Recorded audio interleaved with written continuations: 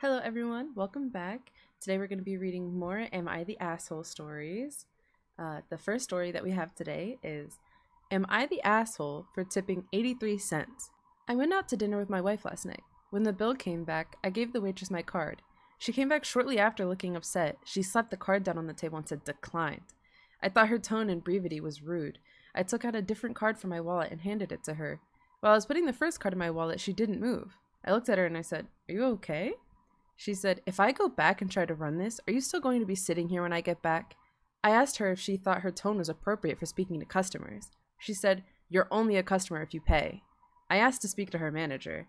She left with the card, and my wife said maybe the waitress had encountered scammers before and was anxious about it.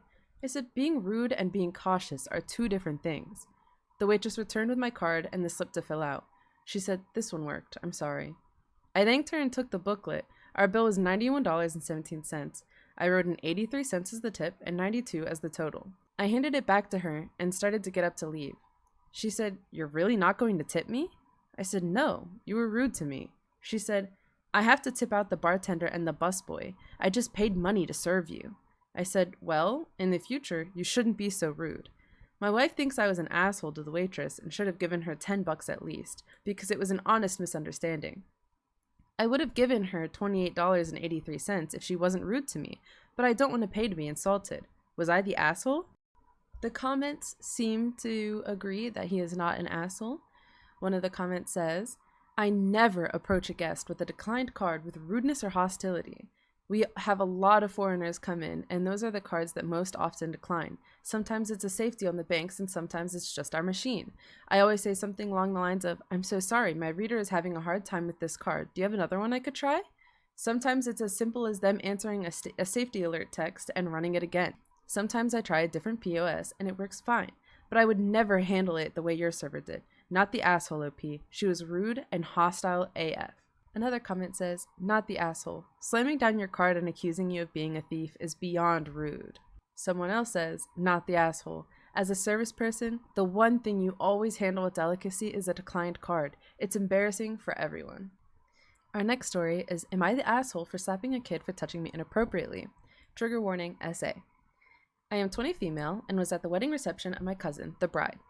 As in our weddings, close relatives often join the couple on stage, and there was her husband's cousin standing beside me who was 12. I felt he touched my backside a couple times. I thought it was by mistake and let it go. The stage was a little crowded. But next time he pinched me and tried to put a finger in between. It was deliberate.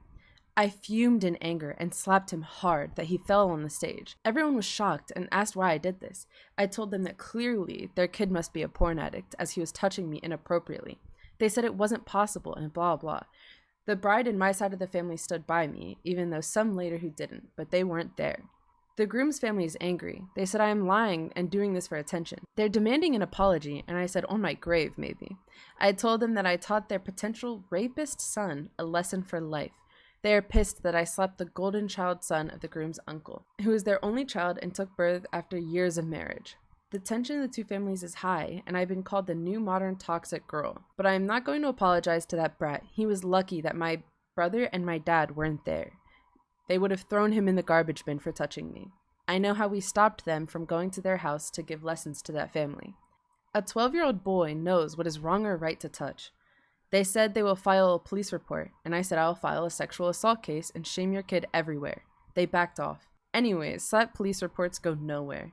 But my cousin's mom, who wasn't there, said her daughter started on a rough side and I should cool down the waters. I refused, and now she's mad. Am I the asshole for slapping a kid, even if he is wrong? Words don't affect men here much. Actions do. They think they can take liberty on women who don't dress modestly. I dress boldly, but that doesn't mean men get to touch me inappropriately. Now, it seems like the consensus of the comments is not the asshole, but there are some speculations that this is a fake story, so let me know what you think in the comments. One comment here says, "Nope, not the asshole. You're totally good here. I hope he learned something. I have 3 sons, 9, 12, and 14 years old. Each of them is fully aware what is wrong with that kind of touching, and if they tried to take that kind of liberty, the slap from the woman they assault is the least of the hell coming their way. If the groom's family doesn't see this as a red flag, that boy needs to get some help. They are all complicit in whatever rotten fruit comes from his lack of respect for women." Another comment? "Not the asshole. The kid was touching you inappropriately and you defended yourself. The people who want to make light of it are exactly why it's important for you to stand up for yourself. Ignore their drama. They'll have plenty of it if their kid doesn't learn in the future. This one says, even from just the title, not the asshole, that kid needed to understand how wrong doing what he did was. Alright, our final story is quite the long one, so buckle in and get ready. Am I the asshole for letting my ex-boyfriend dump me when he thought I had massive debt? I've been keeping an Excel workbook for years that I use to organize my personal finances. Every month, it shows the total expenses, total paid, and total remaining. It's not only helpful for budgeting and remembering when stuff is due, but also removed a ton of anxiety I have around money and the nightmares I used to have that I would forget to pay something important. I used to have panic attacks, but they were cured by Excel. Every month, I put about half the money I make into savings. IRA, HSA, vacation savings, quarterly tax savings, and emergency fund. My only debt is about $500 of a surprise $1,500 vet bill and my car loan, which has a payment of $200 per month, which will be paid off next year. I could pay off the car and vet right now, but having an emergency cushion that could pay all my bills for 3 to 5 months makes me feel safe. I give myself a weekly allowance of $150 that I can spend however I want. Dates, movies, going out with friends, etc. Since my ex and I were becoming a little more serious after 6 months, we had a discussion where we decided that if things progressed, our finances would be separated, and if we moved together, we would both pay half of all expenses. This would save us both a lot of money monthly. Well, he used my laptop, where I keep the Excel document minimized. He accidentally brought it up, and here's where the conflict began. I put everything on my credit every month. I really want to be able to travel, and getting mile rewards is the only way I can justify the expensive flights to the places I really want to explore. I put everything, rent, groceries, gas, utilities, even my quarterly taxes on it. Last year, I was even able to redeem a ticket for a friend to go with me to France. I covered all the flights as well as half the Airbnb. I can't put the car payment or vet bill on the card, but everything else goes on my miles card, which I then pay off a couple of days after paying my bills when the balance settles. I put the amount that would generally equal my credit card balance after paying bills in the spreadsheet as well. Mainly as a reminder to pay the balance because I'm paranoid that I'll forget to pay it 1 month. Remember, this is a therapeutic spreadsheet. However, he saw all my expenses laid out and the total at the bottom and thought my expenses were nearly double what they are since the total includes the credit card payment. I guess he also assumed that the credit card payment was the monthly payment or something which would have made the balance insane. He also noted that I had Macy's, Victoria's Secret, and Best Buy lines in the spreadsheet, and he assumed I had maxed out retail cards, although the amount to pay was at $0. I just leave them to remind me of what the due date is in case I use them to get something discounted. So he stewed on it for days, then sat me down, said that he had been thinking about what he had found, and told me that he couldn't stay with me if I was going to be irresponsible, and that if I didn't start calling every credit card I had right then in front of him to cancel, and shred the cards in front of him, then he would break up with me. He kept talking over me about it. I tried to tell him about my savings and the fact my actual debt was less than $4,000. He didn't believe me, called me a liar, and said he couldn't trust me, so he dumped me.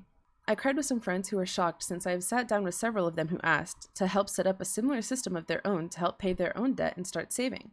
I guess the truth got back to him. He was mad that I let him break up with me. Even though he makes more than me, I am much better off than him apparently, and he is really upset since if we moved in together, I would have been completely capable of covering my half, and he would have liked that I had a pretty large chunk in savings.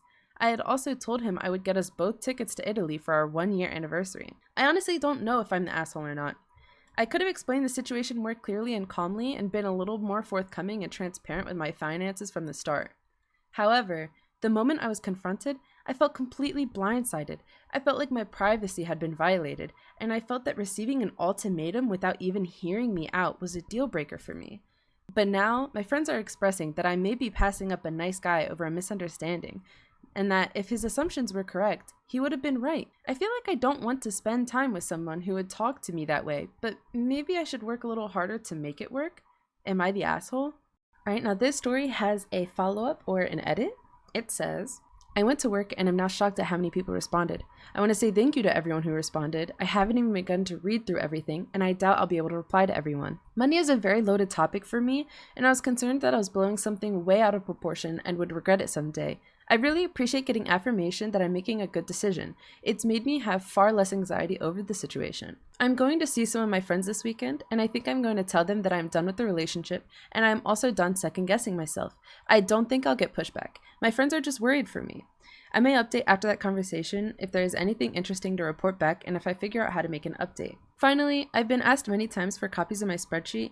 I don't know how to share them, and even a screenshot feels weirdly private, like uploading a picture of my underwear drawer. My advice, and the advice I give my friends, is to start with just entering your bills and the amount you pay. Copy that sheet to another tab and add from there. Adapt it to your own preferences. I started with a savings counter, where I updated the grand total of how much I had across different savings after contributions every month, but it actually did the opposite of motivate me. The number never felt like it was growing, and it was way more rewarding to me to check the balances individually and see them grow that way. You may be the opposite. One friend uses a bullet journal style with pens and stickers because Excel overwhelmed her and she felt more mindful copying things by hand every month. Make your own spreadsheet. I think it's an important part of the process, but start. It may be wrong, but you'll find what works for you. So the comments seem to all agree that they're not the asshole. This comment says, not the asshole. The trash took itself out. If this is how it went down over a misunderstanding, can you imagine how you'd have felt and how much more difficult it would have been to have a conversation with him about something real like a medical crisis or a family emergency? Anybody who's going to go on that sort of prolonged rant about how things are going to be and what you have to do to satisfy them about money that isn't theirs without listening to you would be a nightmare to deal with about anything really shared. This comment says, not the asshole, and you dodged a real bullet. You can't build a life with someone whose first instinct is to accuse you and dump you. You told him the truth. He refused to believe you. Do you realize how fucked up that is? If my husband found something like this and misunderstood, he wouldn't even dream of doing this. He would simply want to discuss it with me. His reaction tells you everything you need to know about him. He's just mad now because you could be paying half of the bills and he could be saving more money. Don't even think about going back to this guy. This person says, you saved yourself from a partner who cannot handle adult discussions and may leave you at the drop of a hat. He also doesn't have personal introspection or accountability. This comment says, not the asshole. You managed your money. He jumped to conclusions and ignored your explanations. Then he followed up with an extreme ultimatum. No trust, no respect. He made the choice. End of story. Alright guys, thank you so much for tuning in for my second episode of Am I the Asshole Reddit Stories. I hope you enjoyed this content. Please like, comment, and subscribe. Bye-bye!